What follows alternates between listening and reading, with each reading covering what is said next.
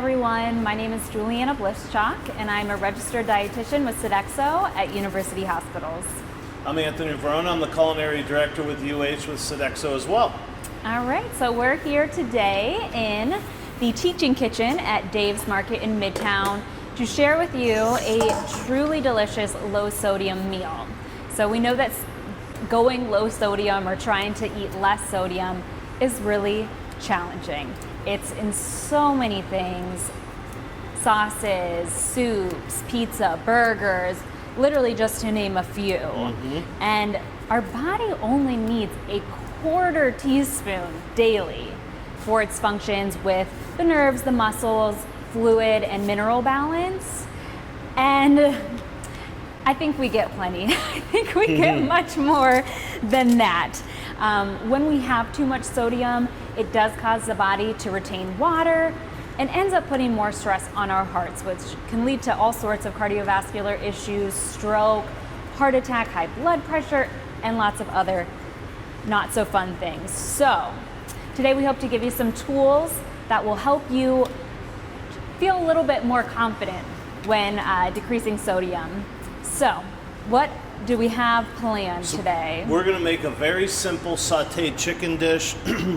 Well, what we're going to call it is, there's a thing called a caprese salad. And there's also a thing called a panzanella salad.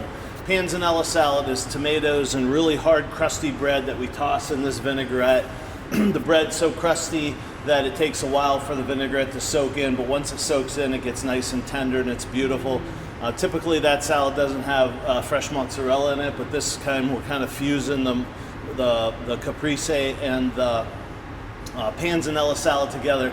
But then we're adding another layer. We're going to make it like an entree instead of a salad. We're going to add a beautiful sauteed piece of chicken breast on top.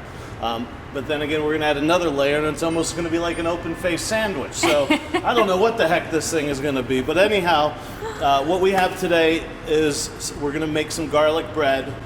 Very low sodium. There is some sodium in the bread, but we're not going to add any salt to this. So I kind of picked ingredients that kind of already had some salt in it, like the bread. You put a little bit of salt in bread. The fresh mozzarella already has a little bit of salt in the brine, but it's still going to be low sodium. It's not going to be, we're adding extra salt to this, okay? And I think you actually did the sodium content on this recipe, and it was relatively low. Yeah, so luckily mozzarella is one of the lowest sodium cheeses, which is really nice. And when it comes to the bread, that's a good opportunity to practice your label reading. Yeah. If you're going to buy the bread, go to the store and compare one to the other, see what's going to work best for you. And then, so you're not adding any sodium? No, I didn't add any salt. And Look, you guys on the TV aren't going to be able to taste it, but Juliana, myself, and Robert behind the camera, we're going to taste it, believe me. Yeah. And we'll let you know at a later date if it's, believe me, I've made this recipe a lot. It's perfectly fine. You don't even miss the sodium. There's so many flavors with the fresh thyme, the lime zest, the tomatoes, the mozzarella. There's so many different layers of flavors that, if you're a sodium freak and really want it, you may miss it, but it's perfectly going to be fine. So I roasted some garlic before here, and then I pureed it up with just a little bit of extra virgin olive oil. I'm rubbing that on the bread. This is, again, layers of flavor, right? We're just not toasting bread. We're putting a little bit of olive oil on there, a little bit of roasted garlic, right? I'm gonna put this under the broiler. So you guys gotta help me keep an eye on that. Let me know, because that's on screaming hot, right? So we put a little bit of garlic on there, a little bit of extra virgin olive oil. I'm going to take some fresh basil, and I'm just going to tear it up, okay? The thing about basil is if you run a knife through it and you don't use it right away, it tends to brown up a little bit. But we're just going to almost make this almost like salad greens in a way. So we're going to just tear this up a little bit, and we're going to make a simple caprese salad. I took some, this is called Cialangini. They're just little tiny balls of fresh mozzarella, and I just sliced them in thirds, okay? We're gonna add some fresh tomatoes. Kind of untraditional, but I'm gonna add a little bit of lemon juice. I love a little bit of acid. You could use red wine vinegar, you could use apple cider vinegar, you could use, probably not lime juice, but lemon juice I think works out really well. We're gonna add a little bit of black pepper. Remember, there's salt in the the cheese. So we're going to set that aside. Give this a little stir. This is going to be kind of our top for our sauteed chicken. Set that aside, let that kind of marinate a little bit. I took out the garlicky bread, right? That pureed garlic. Spread it on there, put it underneath the broiler. All right, now I'm going to clean up a little bit because I want to get ready for the chicken. We're going to be pulling out raw chicken. You see what I like to do? I like to make all the other stuff first, and then I pull out my raw chicken because we're going to do some pounding. Might splash a little, but we don't have to then. We're still going to clean up, but then we're not going to deal with any raw ingredients like our salad. So I'm going to set this aside. I'm going to set this aside as well. Now this is the key to this dish, is this chicken method I'm using. Chilled chicken breast that I've trimmed, okay? 2 pieces of wax paper, parchment paper, saran wrap, whatever you like. I'm gonna add a little bit of black pepper. Again, we're adding layers of flavor because we're not using a ton of salt in this. I'm gonna go get my lemon zest that I zested prior and fresh thyme, okay? You can see how chicken breasts are. They're kind of thick on one end and tapered on the other. I want them to be even all the way across. So a good amount of fresh thyme. This is going to add a really, really awesome kind of crust to it, okay? Ooh. Some fresh lemon zest. Again, I can't say it enough. Layers and layers of flavor because we're not adding a ton of salt to this. Okay, we don't need a lot, but that's a good amount. Set this aside. We're just gonna give this a light pound. Remember, it's a chicken breast, right? It's already tender. What did the chicken breast do to you? So I'm gonna pound it just a little bit. I'm gonna have my pan getting hot. You notice I'm not using the teeth side, just lightly. And Julie, I don't know if you can see that, but now I didn't really pound on the non-tapered end, or on the tapered end. I'm just getting it nice and thin. This is gonna do 2 things. It's gonna make it cook evenly, but it's also even gonna tenderize it more. You could do this ahead of time, a day ahead, a couple hours ahead, and it's gonna be fine. So we're gonna add our little bit of oil. About a tablespoon, 2 tablespoons of oil, nice and hot. And we're gonna take this, lay this down and get a nice crust on it.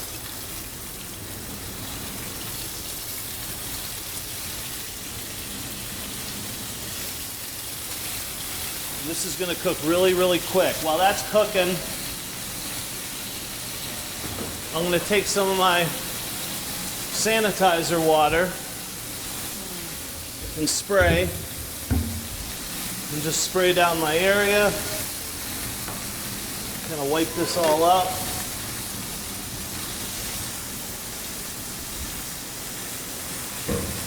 All right.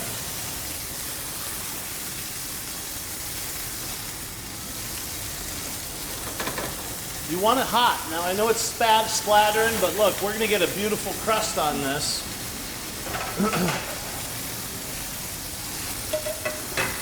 Actually, I think we're going to do this family style.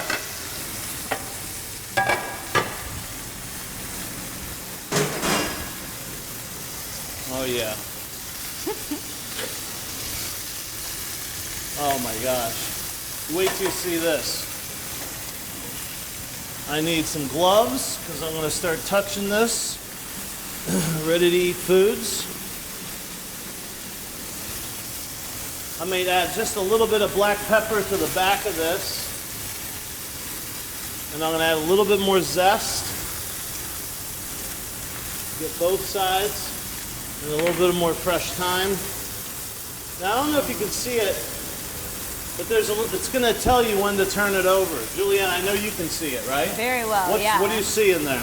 So the edges are starting to get white and it's almost creeping to the top. Yep. But the top is still pink. Yep, and I haven't touched it, right? I haven't touched No. it.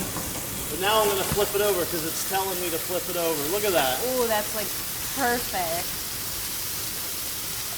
That's what you're looking for. Wow.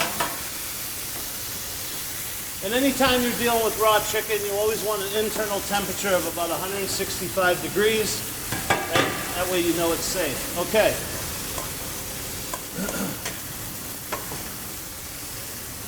We're gonna kind of do a little plate presentation here. Maybe one like that. One thing I like to do, if you are plating this up and you're serving it to guests, there's nothing wrong with putting a little something down there. See that? Look at that. Kind of stops it from moving around, because otherwise you bring it to the table and it's sliding all the way around.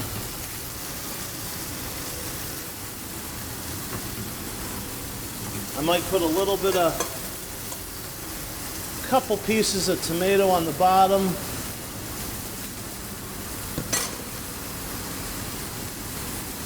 A few pieces of cheese and some basil. Because you figure when you bite into this, you want to kind of get a little bit of everything, right? Mm-hmm. Then we're going to top it.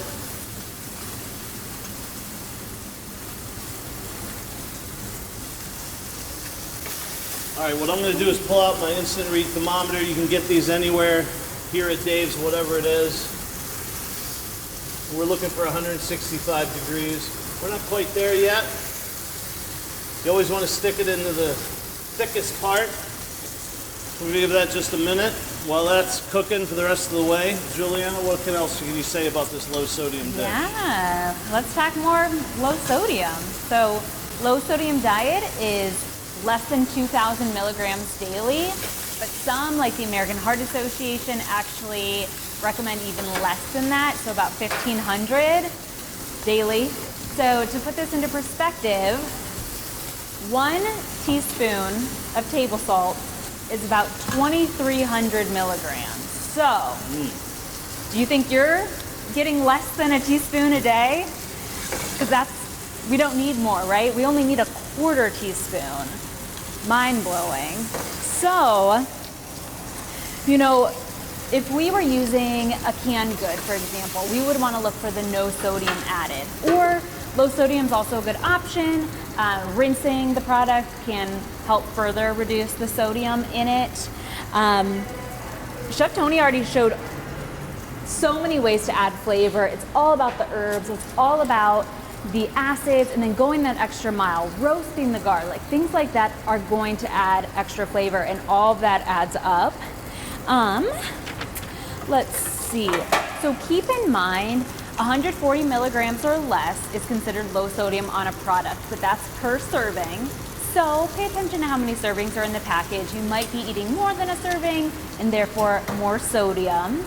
If something says reduced sodium, that is not the same thing as low sodium. So just know that if something says reduced sodium, that means it contains at least 25% less sodium than the regular version, but still could be high. So keep that in mind.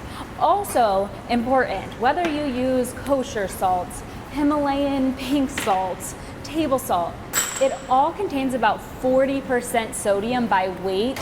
So it can all contribute to high blood pressure and other issues. So do know that. You know, we wish there was a magic salt that wouldn't cause these issues, but that just doesn't exist, unfortunately. All right, 165 degrees. Let's Good. plate this up. Look at the color. You can see the what happened to the lemon zest. Wow. And that's just going to add so much more flavor. And there's all that kind of flavor in here too. I'm going to add a little bit of that.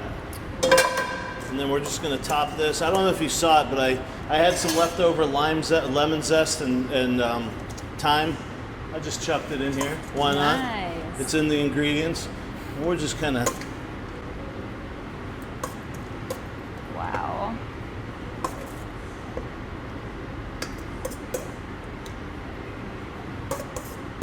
I mean, you want to talk about like summery on the grill? Hey, you could throw this on the char grill too. Ooh. That wouldn't be a problem.